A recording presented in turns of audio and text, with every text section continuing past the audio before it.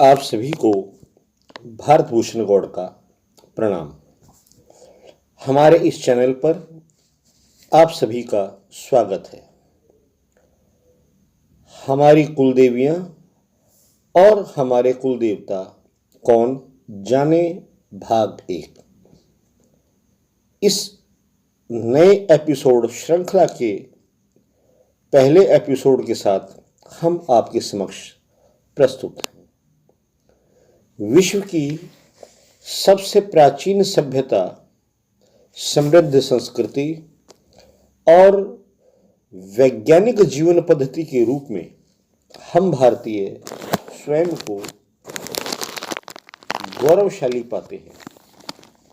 हमारे समाज में अनेकों ऐसी परंपराओं का प्रचलन रहा है जो आज भी हैं और हमें हमारी हमारी जड़ों से जोड़े रखती है।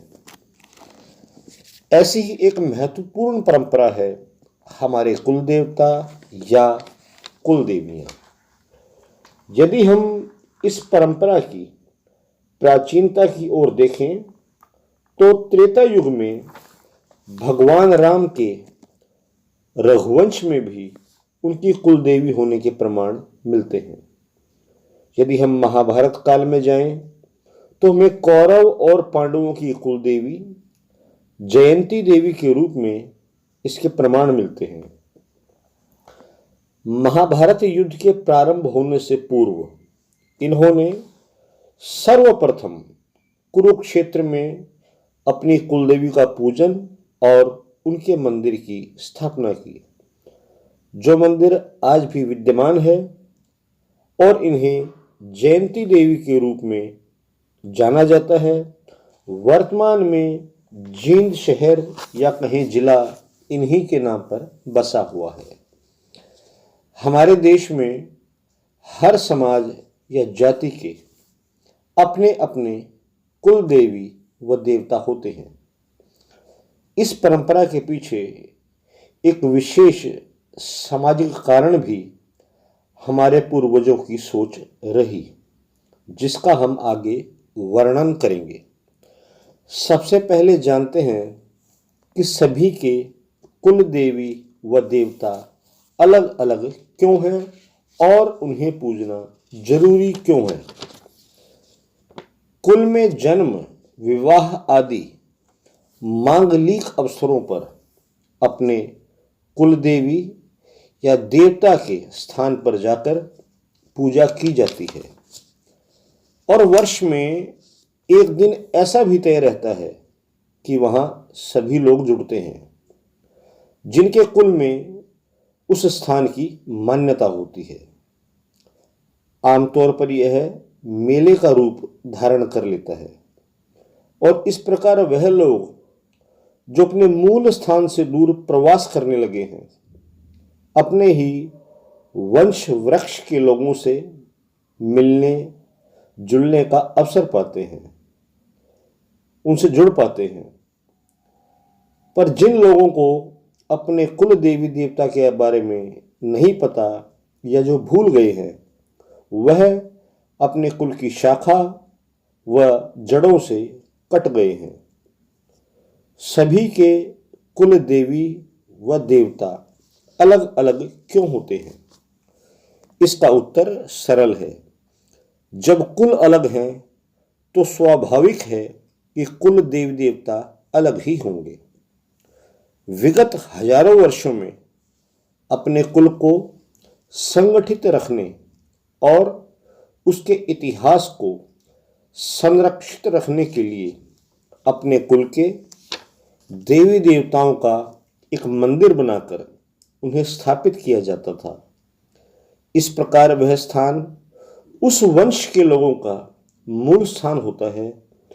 वर्तमान आधुनिक युग में जब लोग अपने मूल स्थान को छोड़कर दूसरे राज्यों, नगरों, स्थानों पर निवास करने लगे हैं, तब कुल देवताओं के स्थानों के माध्यम द्वारा उन्हें अपने समाज के, अपने मूल स्थान के लोगों से मिलने जुलने का अवसर प्राप्त होता है।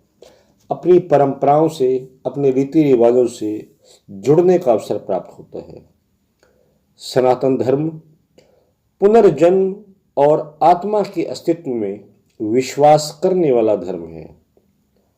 यदि यह सत्य है, तब आपको अपने कुलदेवी या देवता के स्थान पर जाने से उनका आशीर्वाद तथा साथ ही अपने पूर्वजों का, जो अब इस संसार में नहीं है, आत्मा रूप में उनका भी आशीर्वाद प्राप्त होता है।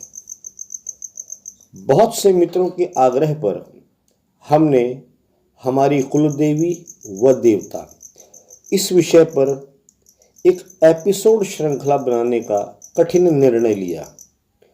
इस बेहद कठिन कार्य के लिए पुराणों, प्राचीन ग्रंथों, विद्वानों,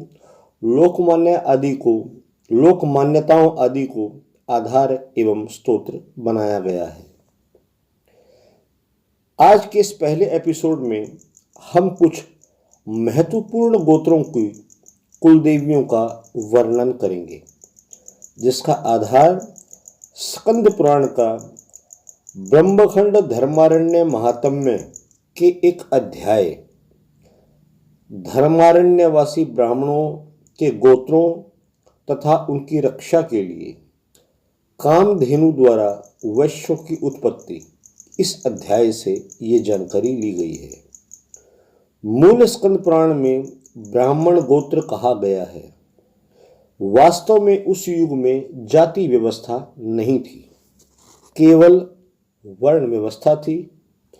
तो जाति प्रथा बन जाने के बाद हम पाते हैं कि उन्हीं मूल गोत्र प्रवर्तक ऋषियों के नाम से ब्राह्मण, क्षत्रिय व शूद्र सभी जातियों में गोत्र एक ही मिलते हैं। सबके पूर्वज एक ही ऋषि हैं, या कहें कि अलग अलग ऋषि हैं, पर वो सब एक ही ऋषियों की संतानें हैं। अतः कहने का तात्पर्य यही है कि आगे जिन गोत्रों की जो कुल देवियां बताई जाएंगी, वह उस गोत्र के सभी व्यक्तियों के लिए मान्य होंगी, चाहे वो वर्तमान में किसी भी जाति के हों। अब हम स्कंद पुराण के अनुसार वर्णित धर्मारण्य क्षेत्र की ओर बढ़ेंगे। स्कंद पुराण के जिस अध्याय का हमने वर्णन किया है, वहाँ पर युधिष्ठिर और वेदव्यास जी के मध्य में संवाद होता है। युधिष्ठिर जी वेदव्यास से पूछते हैं कि धर्मारण्य में जिन श्रेष्ठ आचार व्यवहार वाले ब्राह्मणों ने निवास किया, वे किस कुल में उत्पन्न हुए थे। इसका जवाब देते हुए महर्षि वेदव्यास उत्तर देते हैं कि इन गोत्रों में उत्पन्न ब्राह्मण वेदों के पारंगत विद्वान, नाना प्रकार के यज्ञानुष्ठान में तत्पर, द्विज कर्म में संलग्न, सत्कर्म परायण और गुणवान हुए। धर्मारण्य निवासी सब ब्राह्मण सदाचारी, अत्यंत दक्ष, वेद शास्त्र परायण, यज्ञकर्ता तथा सत्य और शौचाचार में, शुभ आचार में प्रवृत्त रहने वाले हैं। अब प्रश्न उठता है कि धर्मारण्य के नाम से वर्णित यह क्षेत्र कहाँ है। तो आइए इस पर विचार करते हैं। धर्मारण्य का उल्लेख महाभारत वन पर्व में हुआ है। महाभारत के अनुसार ऋषि कण्व का आश्रम धर्मारण्य में ही स्थित था। एक धर्मारण्य गुजरात के प्राचीन नगर सिद्धपुर के परिवर्ती क्षेत्र श्रीस्थल का नाम भी है। महाभारत वन पर्व के अनुसार धर्मारण्य को एक प्रमुख तीर्थ स्थान बताया गया है। धर्मारण्यम ही तन्म पुण्य माध्यम च भर्तर्भवा यत्र प्रविष्ट मात्रो वै सर्व पापै ही प्रमुच्यते। प्राचीन समय में धर्मारण्य प्रदेश सरस्वती नदी द्वारा सिंचित था। महाभारत वन पर्व में धर्मारण्य में कण्व ऋषि के आश्रम की स्थिति बताई गई है। कण्वाश्रम तथोगच्छेच श्रीजुष्ट लोक पूजितम। उपर्युक्त उल्लेख में धर्मारण्य को श्रीजुष्टम प्रदेश कहा गया है, जिससे इसके नाम श्री स्थल की पुष्टि होती है। प्रमुख रूप से धर्मारण्य को गया के समीप का एक देश बताया गया है। गया बिहार में स्थित है। यहीं पर कण्व ऋषि का आश्रम और सरस्वती नदी के प्रमाण मिलते हैं। साथ ही जिन ऋषियों का उल्लेख हुआ है, उन ऋषियों में से कई ऋषियों के आश्रम यहाँ रहे हैं और आज भी इसके प्रमाण मिलते हैं। इस संवाद में युधिष्ठिर से आगे कहते हैं श्री वेदव्यास जी, तब उनकी वे ब्राह्मण यक्ष, राक्षस और पिशाच आदि द्वारा व्याकुल किए जाते थे, परेशान किए जाते थे। तब उन ब्राह्मणों ने देवताओं से कहा, देवगण, यक्ष और राक्षस आदि हमें सताए जाते हैं, अतः उनके भय से हम लोग अब इस उत्तम स्थान को त्याग देंगे। यह सुनकर देवताओं ने लोकहित की कामना से ब्राह्मणों की रक्षा के लिए प्रत्येक गोत्र में एक एक योगिनी की स्थापना की। जिस गोत्र की रक्षा और पालन में जो शक्ति समर्थ हुई, वह उस गोत्र की कुल देवी मानी गई। ये गोत्रों की माताएं हैं। ब्रह्मा, विष्णु और शिव आदि देवताओं ने वहां रक्षा के लिए उन गोत्र मातृकाओं की स्थापना की है। वहां उनके सब धर्मपरायण श्रेष्ठ ब्राह्मण उन सब योगिनियों की पूजा करने लगे। तभी से योगिनियों द्वारा वे अपने अपने समय में सुरक्षित हुए। सब ब्राह्मण स्वस्थ एवं पुत्र पौत्रों आदि से संयुक्त हो गए। अब वह ब्राह्मण जो वहाँ उपस्थित थे, वह 24 गोत्र के ब्राह्मण मिलते हैं और जो योगिनी उनकी कुल माता के रूप में त्रिदेवों ब्रह्मा, विष्णु और महेश द्वारा स्थापित की गई और आज तक इन गोत्रों की कुल माता के रूप में मान्य है, हम वह आगे बता रहे हैं। भारद्वाज गोत्र श्री माता। वत्स प्रथम गोत्र, इनकी कुल देवी हैं तारिणी देवी। यह वत्स प्रथम इसलिए कहा गया है कि आगे वत्स द्वितीय भी आएगा। इस विषय में स्पष्ट कर देना जरूरी है कि वत्स प्रथम से तात्पर्य श्री वत्स गोत्र से है। श्री वत्स गोत्र ब्राह्मणों का एक अत्यंत प्राचीन गोत्र है। वाल्मीकि रामायण में स्वयं वाल्मीकि भगवान राम को बताते हैं कि पूर्व जन्म में वह श्रीवत्स नाम के गोत्र में जन्म ले चुके हैं। इसके बाद एक गोत्र और आएगा वत्स, उसके विषय में हम आगे चर्चा करेंगे। कौशिक गोत्र, इनकी कुल देवी हैं गोत्रपा। कुश गोत्र, इनकी कुल देवी हैं आशापुरी। शांडिल्य गोत्र, इनकी कुल देवी हैं इच्छार्थी नाशिनी। काश्यप गोत्र, पिपली देवी इनकी कुल माता हैं। गौतम गोत्र, विकारवशा इनकी कुल माता हैं। छांदन गोत्र, इनकी कुल माता जगन माता हैं। वत्स द्वितीय गोत्र, इनकी कुल देवी सिद्धा हैं। वत्स द्वितीय वत्स ऋषि की संतानें हैं, जो आज बड़े विशाल गोत्र के रूप में विद्यमान है। इनकी कुल देवी सिद्धा है। वशिष्ठ गोत्र, इनकी कुल देवी भट्टारिका है। धारण गोत्र, इनकी कुल देवी कदम्बा है। आत्रेय गोत्र, जिन्हें आज अत्रि, आत्रेय, आत्र आदि अनेक प्रकार से पुकारा जाता है, यह मूलतः एक ही ऋषि की संतान है। इस गोत्र की कुल देवी हैं विकरा। भांडील गोत्र, भांडिल गोत्र की कुल देवी हैं मीठा। लौकिक गोत्र, इनकी कुल देवी हैं सुपर्णा।